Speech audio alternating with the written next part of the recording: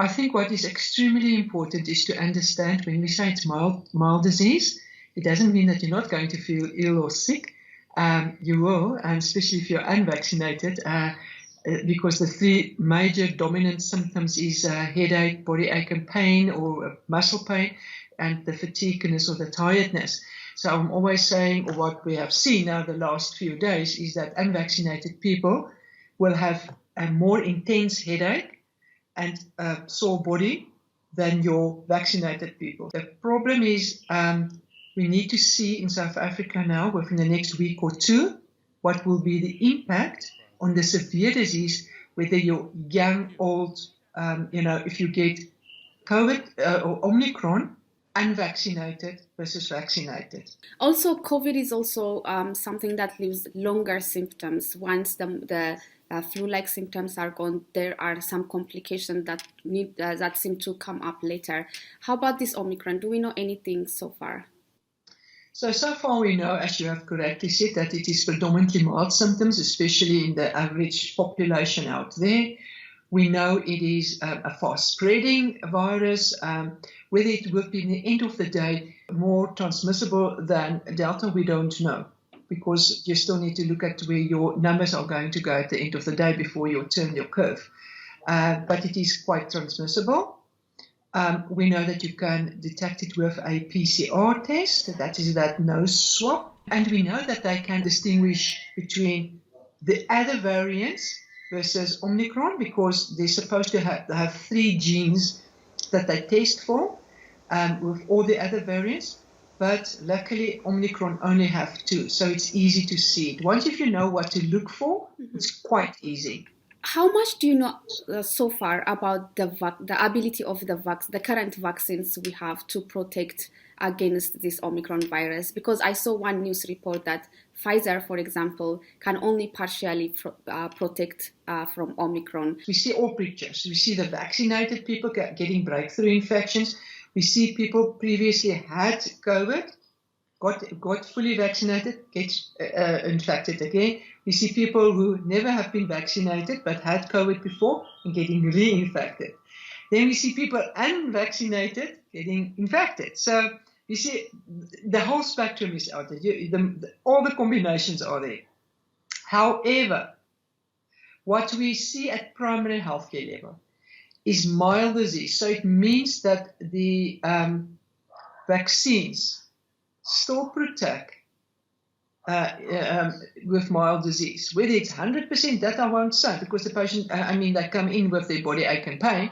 But the vaccinated people don't experience the headache or the muscle pain as severe as the unvaccinated people. However, in the hospitals, our hospital rate are slowly increasing, but it's mostly unvaccinated people.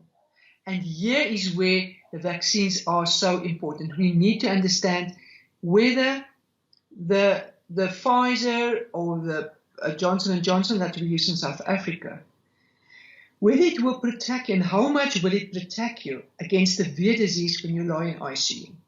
And that we don't know yet.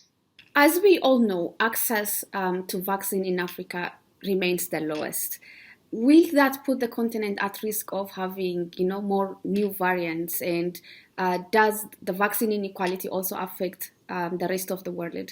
If you can get tablets or a nasal spray that's easy to distribute, easy to get it out to the mass people there, and that is affordable, I think that would be a game changer. But for now, the injectables, it's quite difficult. Even in South Africa, the logistics around it is just a nightmare. It might be much easier in the first world countries, but Africa is not a first world country. And we need to understand the logistics, the difficulties in Africa. So if we're not going to vaccinate Africa, no one can sleep safe. You can close all your borders as much as you want to. South Africa played a big role in identifying this Omicron, and yet is subjected to travel bans. How does that make you feel? And as a scientist, and especially as someone who played a key role in identifying this, discovering this variant, what is your advice to best protect people from this variant or any other? I think going forward that there should be a policy. I know the World Health Organization is looking at the policy if you want to announce there's a new variant, and I think it's extremely important to have some sort of measurements in place so that you have that open communication and the ethical obligation from your scientists to announce to the world that, look, there's a new variant, and that without fear of being criticized or being slammed with a travel ban, especially in this case. I think that is important. I couldn't believe when I saw what happened with the first travel ban. Remember, at that stage, it was already a week that we have seen the clinical cases, and we said, but we're not seeing what the world is seeing. And yes, we know it's early days, and the world is telling us, this is going to be, it's going to take 2 or 3 weeks before we will know, and let's close our borders. And I said, that virus is already in your own country. Because of the mildness of the symptoms, you missed it. And your technicians looking at the PCR missed it. So what are you going to close? Let's rather vaccinate people. Let's bring normal measurements in from staying away from crowds. Wear your masks.